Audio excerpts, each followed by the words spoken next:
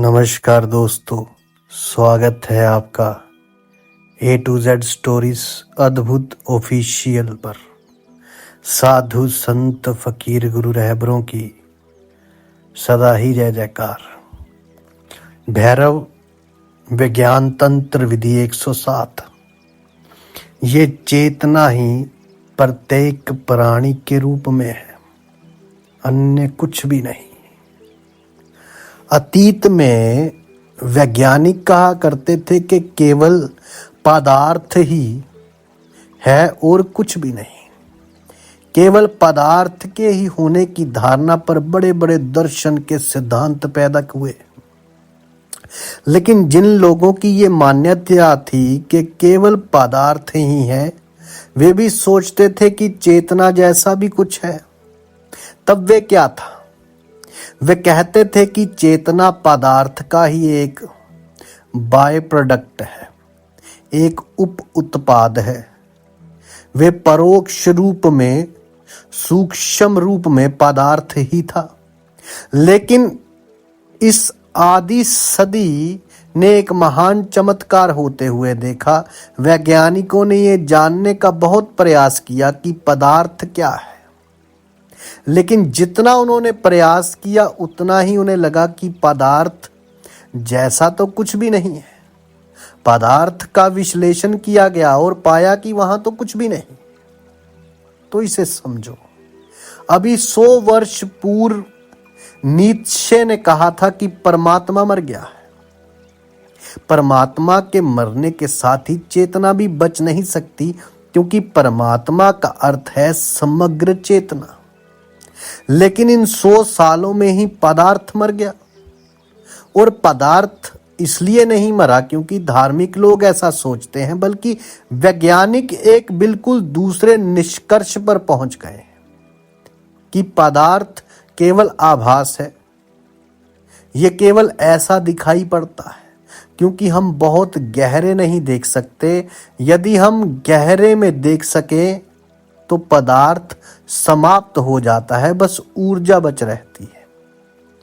तो ये ऊर्जा, ये अभौतिक ऊर्जा शक्ति संतों द्वारा पहले से ही जान ली गई है। वेदों में, बाइबल में, कुरान में, उपनिषदों में, संसार भर में संतों ने जब भी अस्तित्व में गहरे प्रवेश किया है तो पाया है कि पदार्थ केवल भासता है। गहरे में कोई पदार्थ नहीं है, केवल ऊर्जा है। अब इस बात से विज्ञान सहमत है और संतों ने एक और भी बात कही है जिसने विज्ञान को अभी राजी होना है। अभी वो होगा राजी, अभी वो राजी नहीं, एक दिन उसे राजी होना ही पड़ेगा। संत एक दूसरे निष्कर्ष पर भी पहुंचे हैं। वे कहते हैं कि जब तुम ऊर्जा में गहरे प्रवेश करते हो तो ऊर्जा भी समाप्ति हो जाती है, बस केवल चेतना बचती है। तो ये 3 परतें हैं। पदार्थ पहली परत है, परिधि है। परिधि के भीतर प्रवेश कर जाओ तो दूसरी परत दिखाई पड़ती है। फिर विज्ञान ने भीतर प्रवेश करने का प्रयास किया और संतों की दूसरी परत की पुष्टि हो गई। पदार्थ केवल भासता है, गहरे में वे बस ऊर्जा है। और संतों का दूसरा दावा है, ऊर्जा में भी गहरे प्रवेश करो तो ऊर्जा भी समाप्त हो जाती है, बस चेतना बचती है। वे चेतना ही परमात्मा है, वे अंतरतम केंद्र है। तो इसे जानो, यदि तुम अपने शरीर में प्रवेश करो तो वहां भी ये 3 परतें हैं। केवल सतह पर तुम्हारा शरीर है। शरीर भौतिक दिखाई पड़ता है, पर उसके भीतर प्राण की, जीवंत ऊर्जा की धारणाएं बहती है। उस जीवंत ऊर्जा के बिना तुम्हारा शरीर बस एक लाश रह जाएगा।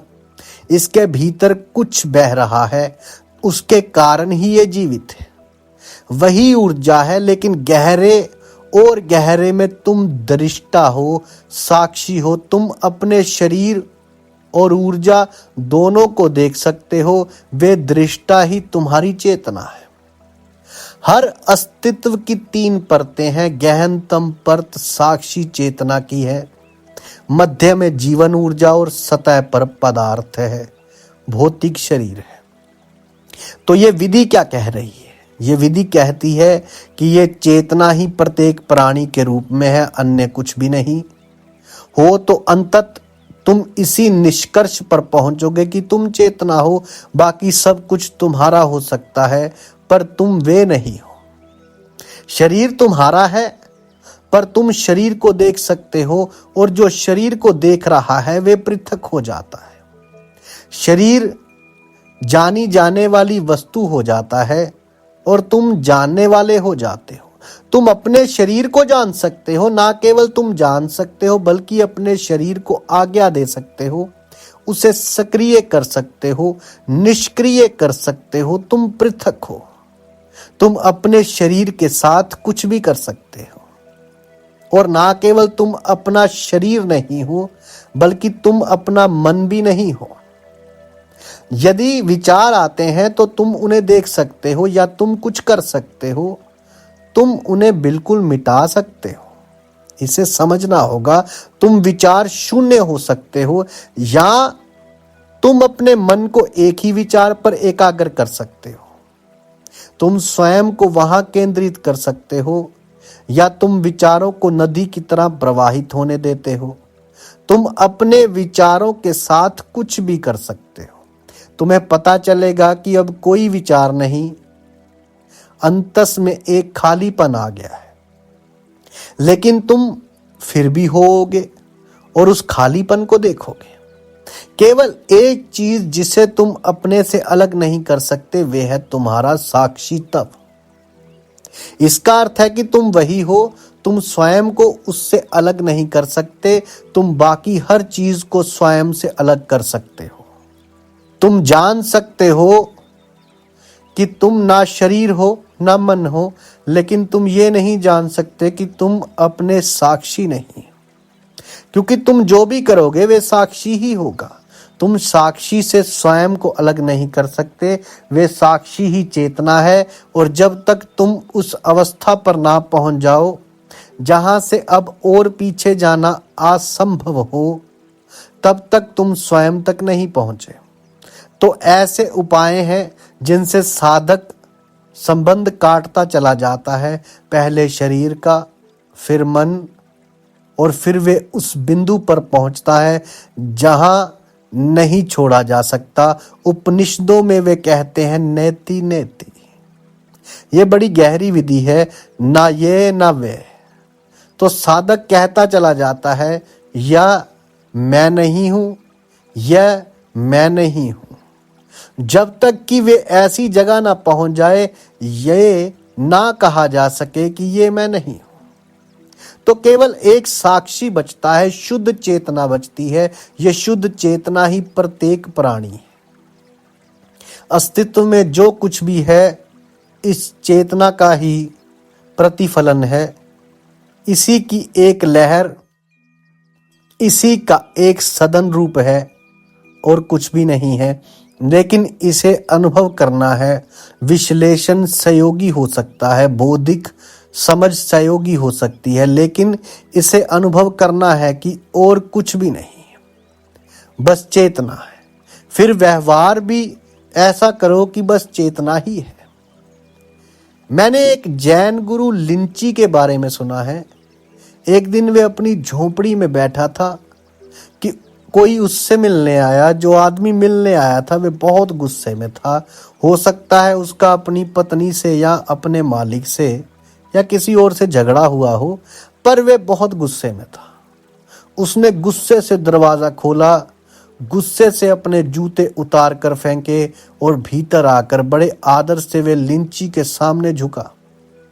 लिंची ने कहा, पहले जाओ और जाकर दरवाजे से तथा जूतों से क्षमा मांगो। उस आदमी ने बड़ी हैरानी से लिंची की ओर देखा।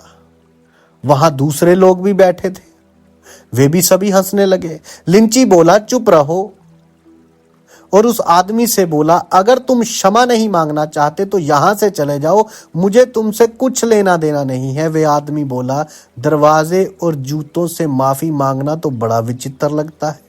लीची ने कहा, जब तुम उन पर गुस्सा निकाल रहे थे तब विचित्र नहीं लग रहा था, अब तुम्हें क्यों विचित्र लग रहा है? हर चीज में एक चेतना है। तो तुम जाओ और जब तक दरवाजा तुम्हें माफ ना कर दे मैं तुम्हें भीतर नहीं आने दूंगा।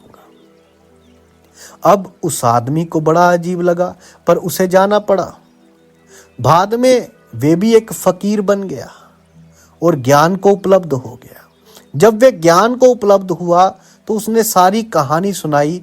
जब मैं दरवाजे के सामने खड़ा होकर माफी मांग रहा था तो मुझे बड़ा विचित्र लग रहा था, लेकिन फिर मैंने सोचा कि अगर लिंची ऐसा कहते हैं तो इसमें जरूर कोई बात होगी।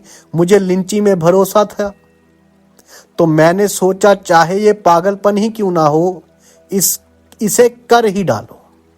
पहले पहले तो जो मैं दरवाजे से कह रहा था वे झूठ था, दिखावटी था, लेकिन धीरे धीरे मैं भाव से भर गया। मेरे अंदर वो फील आने लगा। मैं भूल ही गया कि बहुत से लोग मुझे देख रहे हैं।